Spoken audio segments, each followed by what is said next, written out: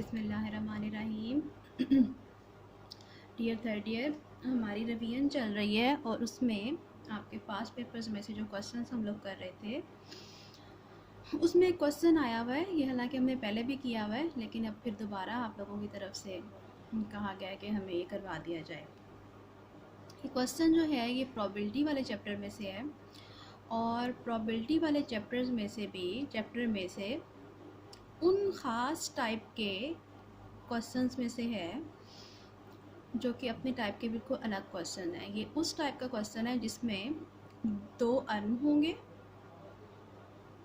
या 2 बैग्स होंगे और उन 2 अर्न्स में से किसी एक अर्न में से कोई बॉल जो है वो मार्बल या बॉल दूसरे अर्न में शिफ्ट की जाएगी बगैर देखे, अनसीन। और फिर सेकेंड अर्न से कोई बॉल या मार्बल ड्रॉ की जाएगी और फिर हमें जो भी रिक्वायर्ड प्रोबेबिलिटी होगी वो बतानी होगी। तो ये भी इसी टाइप का एक क्वेश्चन है। क्वेश्चन रीड कर लेते हैं। क्वेश्चन है urn A contains 3 red and 2 white marbles and urn B contains 2 red and 5 white marbles. An urn is selected and at random a marble is drawn and put into the other urn. Then a marble is drawn from second urn. Find the probability that both marbles drawn are of the same color. अब पहले तो अच्छे तरीके से question को समझना है, क्योंकि क्वेश्चन समझ आएगा तो हमारा 50% काम पहले ही हो जाएगा। उसके बाद फिर हम उसके मुताबिक क्वेश्चन को लिखेंगे, उसकी ट्री डायग्राम बना लेंगे, हमारे लिए हेल्पफुल होगी और फिर इजीली क्वेश्चन सॉल्व हो जाएगा। सो अभी फर्स्ट ऑफ ऑल हम लोग यहाँ कुछ चीज़ें जो हैं वो इवेंट्स बना लेते हैं। 2 अर्न्स हैं हमारे पास। हमारे पास इवेंट्स होंगे A and B. A show करेगा अर्न ए को एंड बी शो करेगा अर्न बी को। R1 शो करेगा first marble is red, R2 show करेगा second marble is red, W1 show करेगा first marble is white, W2 show करेगा second marble is white. अब जो हमें क्वेश्चन में जो हमें बताया गया है कि अर्न ए में कितनी रेड हैं और कितनी वाइट हैं और अर्न बी में कितनी रेड हैं और कितनी वाइट हैं, वो सैम्पल स्पेस यहाँ लिख ली गई है। अर्न ए में हमारे पास रेड हैं 3 एंड वाइट हैं 2, टोटल हो गई 5। अर्न बी में हमारे पास रेड हैं 2 और वाइट हैं 5, टोटल कितनी हो गई 7।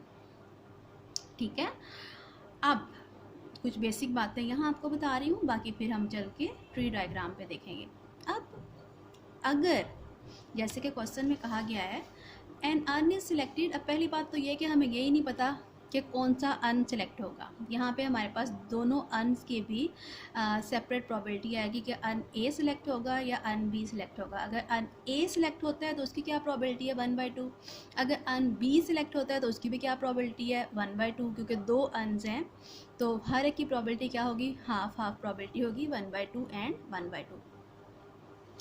अब वो कहता है कि अब पहली बात तो ये कि अर्न ने भी सिलेक्ट होना है। दूसरी बात ये है कि a marble is drawn and put into the other urn, then a marble is drawn from second urn. अब एक मार्बल ड्रॉ की गई है एक अर्न में से और उसको डाल दिया गया है किसमें, दूसरे अर्न में। ठीक है ना, अदर अर्न है जो भी। अब पहले तो यही नहीं पता कि अर्न ए सिलेक्ट होगा या अर्न बी सिलेक्ट होगा। तो हमारे पास 4 पॉसिबिलिटीज़ बनेगी टोटल। 2 पॉसिबिलिटीज़ अर्न ए के लिए और 2 पॉसिबिलिटीज़ अर्न बी के लिए। पहले हम एज्यूम करते हैं कि लेट से अर्न ए सिलेक्ट हुआ और अर्न ए की फर्दर 2 पॉसिबिलिटीज़ कौन सी होंगी। अगर अर्न ए सिलेक्ट हुआ तो फिर 2 पॉसिबिलिटीज़ उसकी ये हैं कि अगर उसमें से जो बॉल ड्रॉ हुई है वो रेड कलर की है और उसको अर्न बी में डाला गया है, या फिर जो उसमें से बॉल ड्रॉ हुई है वो अर्न ए में से वाइट कलर की है और उसको डाला गया है किसमें, अर्न बी में। So if red comes from urn A and put in B, then तब बी का स्टेटस क्या हो जाएगा, बी की सैम्पल स्पेस कैसे चेंज हो जाएगी।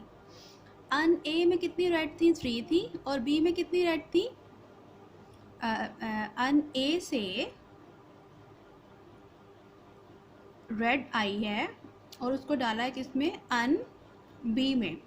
तो अन बी में हमारे पास, सॉरी ये गलत लिखा गया यहाँ पे, पहले 2 थी रेड, अब कितनी हो जाएंगी, 3 हो जाएंगी।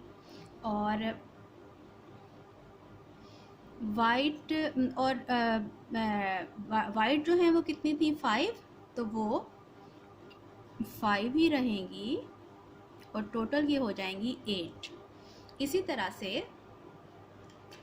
If white comes from an ए, अगर अन ए में से वाइट आई है तो फिर क्या होगा, अब बी के अन की क्या स्टेटस हो जाएगा, क्या सैम्पल स्पेस बन जाएगी, रेड तो 2 ही रहेंगी, सॉरी ये फिर यहाँ गलत लिखा गया है, रेड जो हैं वो 2 ही रहेंगी, जबकि वाइट जो हैं वो 5 की बजाय अब कितनी हो जाएंगी, 6, और टोटल हो जाएंगी 8। तो ये अन बी का चेंज होके अन बी, अगर अन बी में रेड आती है तो उसकी रेड 3 हो जाएंगी और वाइट 5 ही रहेंगी, और अगर उसमें वाइट आती है तो रेड 2 ही रहेंगी और वाइट जो है वो 6 हो जाएंगी। इसी तरह से if red comes from an ए, अगर क्या होता है, अब हम दूसरा केस लेते हैं। दूसरे केस में क्या है कि लेट से अन बी सिलेक्ट हुआ और अन बी में से या तो रेड सिलेक्ट होगी या वाइट। लेट से अन बी सिलेक्ट हुआ और उसमें से रेड सिलेक्ट होके अन ए में हमने प्लेस की है, तो फिर क्या होगा, अन बी में 2 थी और अन ए में रेड कितनी थी, 3। अन बी से जब रेड जाएगी अन ए में तो कितनी हो जाएंगी, 4 हो जाएंगी अन ए में, और वाइट उतनी की उतनी रहेंगी 2। टोटल पहले 5 थी, अब कितनी हो जाएंगी, 6 हो जाएंगी, क्योंकि एक बॉल मज़ीद इसमें ऐड हो गई है। ऐसे ही अगर वाइट बॉल आती है अन बी में से और वो प्लेस हो जाती है अन ए में, देन क्या होगा, देन रेड जो है वो तो पहले ही 3 थी, 3 ही रहेंगी, लेकिन वाइट जो है वो यहाँ से आके जब एक वाइट बॉल इधर आ जाएगी तो ये 3 हो जाएंगी, दोनों 3 + 3 हमारे पास टोटल बॉल्स यहाँ 6 हो जाएंगी। Now come on to this tree diagram. यहाँ पे भी यही कुछ शो किया गया है। यहाँ पे हमने ये सारी स्टोरी जो है, सारी हमारी सूरत हाल है वो टोटल एंड तक हम लोगों ने बयान की है। स्टार्ट हमने किया है ट्री डायग्राम का कि वेदर अन ए सिलेक्टेड और अन बी सिलेक्टेड। अन ए के सिलेक्ट होने की प्रॉबिलिटी भी 1/2 है और अन बी के सिलेक्ट होने की प्रॉबिलिटी भी 1/2 है। ये इनकी प्रॉबिलिटीज़ गिवन है। फिर फर्दर क्या होता है, फिर ये होता है कि इनको बेशक प्रॉबिलिटी की फॉर्म में लिख लें, प्रॉबिलिटी ऑफ बी।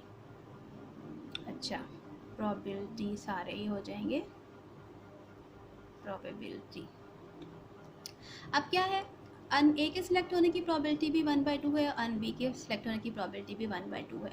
अब अगर अन ए सिलेक्ट होता है तो अन ए की ये सैम्पल स्पेस है, 3 रेड एंड 2 वाइट हैं, ठीक है। अगर इसमें से रेड सिलेक्ट होता है तो अन बी की क्या कंडीशन बन जाएगी, और अगर इसमें से वाइट सिलेक्ट होता है, रेड के सिलेक्ट होने की अन ए में से क्या प्रॉबिलिटी है, टोटल 3 थी, टोटल 5 है और रेड कितनी है, 3, तो रेड के सिलेक्ट होने की प्रॉबिलिटी है 3/5 और वाइट के सिलेक्ट होने की क्या प्रॉबिलिटी है, 2/5।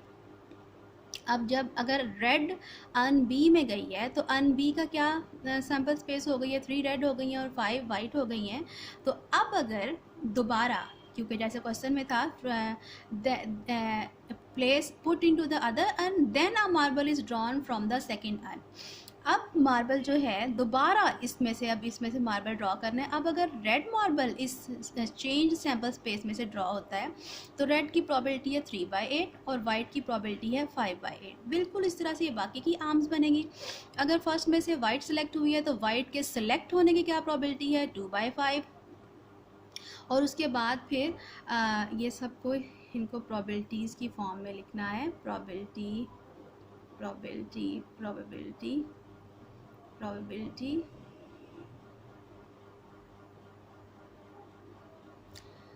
अब क्या है, अब बिल्कुल इस तरह से अगर वाइट सेलेक्ट होती है अन ए में से तो उसकी प्रॉबिलिटी 2/5 है, और वाइट अगर सेकेंड अन में जाती है तो अन बी की का sample space 2 red and 6 white बन जाता है, टोटल 8 हो जाती हैं। अब अगर हम इस चेंज सैम्पल स्पेस में से रेड ड्रॉ करें तो रेड की प्रॉबिलिटी 2/8 है और वाइट की 6/8 है।